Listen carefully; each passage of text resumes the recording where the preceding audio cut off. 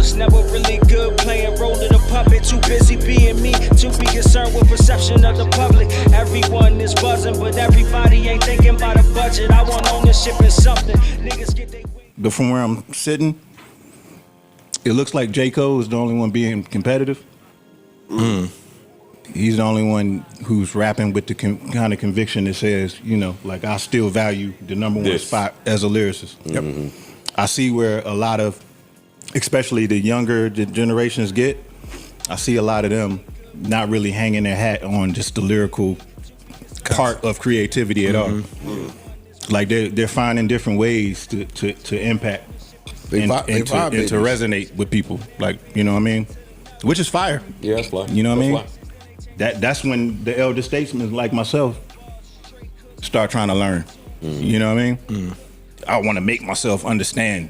Like, why is this touching people like that? I can't even understand what they're saying. You know what I mean? So I think it's cool. I think it's evolving. I think it's moving forward. It's definitely moving away from lyricism being the caveat, which I'm cool with, because there's a lot more things that I can do besides be just like a, you know, lyrical.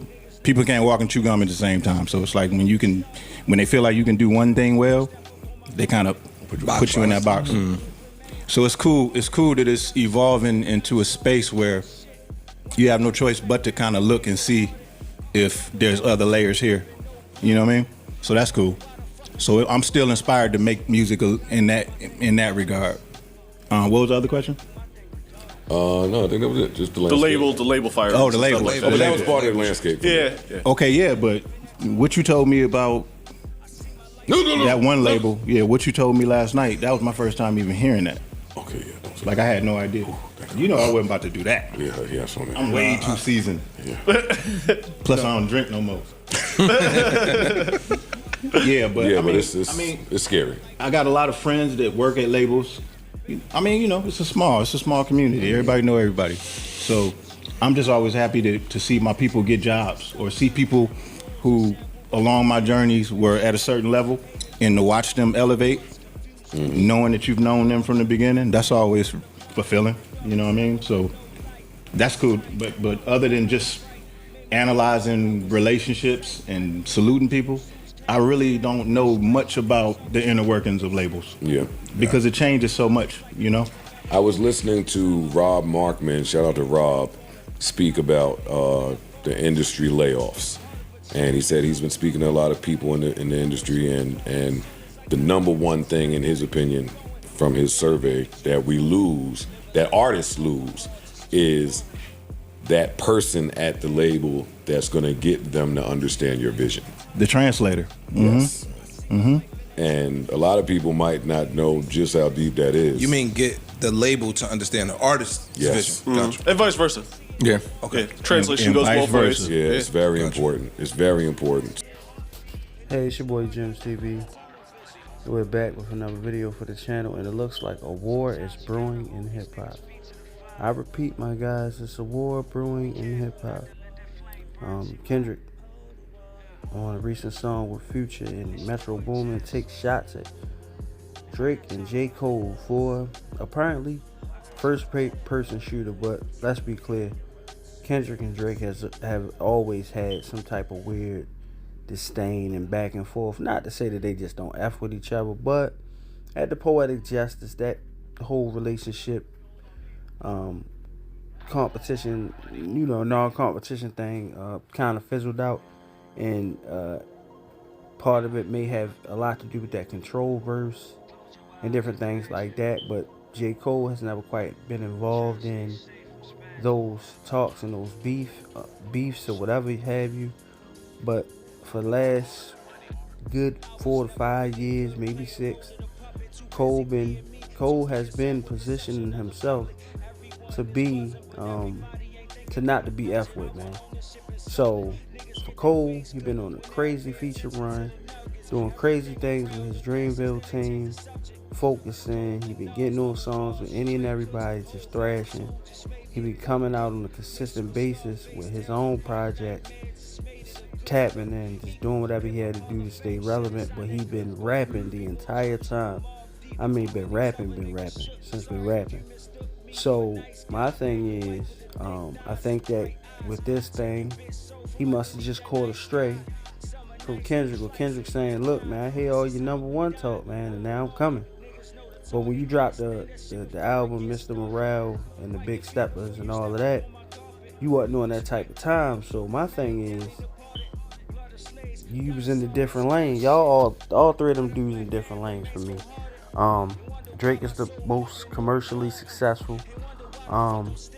Kendrick will be the person that's critically acclaimed, and Cole would be the person who is your rappers, your rapper, your fans, your everyday relatable type of guy, and he been coming for their neck. So it's three different type of lanes for me. But when you start talking about the cream of the crop, it's them top three. Like, we not gonna act like Big Sean not nice, because he is, but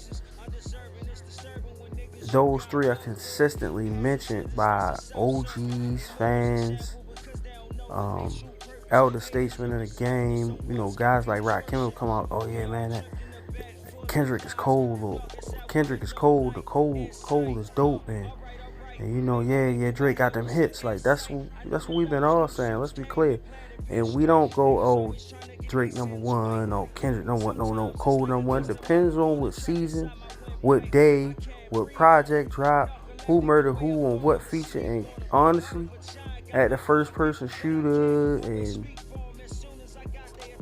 a couple other joints with Cole, it's like, yo, he out rapping Drizzy. So the only other person, you feel me? And honestly,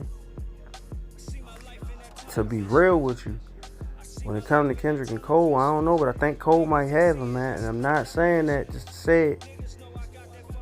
It's like, man, you know, but Kendrick a beast. But then when Drake put the, when he put the, "Wine and Dine, I Love You" music down, and he started rapping, he alright too. So let's just see what it be. It might be a three-way, slugfest, or it might just be Kendrick versus Cole and Drake, or Future, Metro versus Drake and Cole, plus Kendrick on the side. Who knows, man? But competition is good for hip hop. I kind of like it, but I almost kind of don't, because I feel like Cole and Kendrick they supposed to do the project together. They ain't never had no smoke with each other. And even at the Control verse, Cole threw some light jabs, but it wasn't something that you was like, "Oh, these dudes about to be right here." This Kendrick trying to make a statement, but I feel like Cole been making his statement like, "Yeah, we all cool, it's all love. I ain't just dissing you niggas for nothing, so don't come at my neck." Like, you feel me? And Drake, #1 Beatles, how he roll. He been talking his talk, so it's hip hop. It's what they supposed to do. I don't think nothing gonna really come of it. Honestly, I want them three dudes to do a tour together. I've been wanting to see that since they started, man. And just add my man Crizzle in, put him on the tour. And yeah, get Sci High up there and do something, you know what I mean?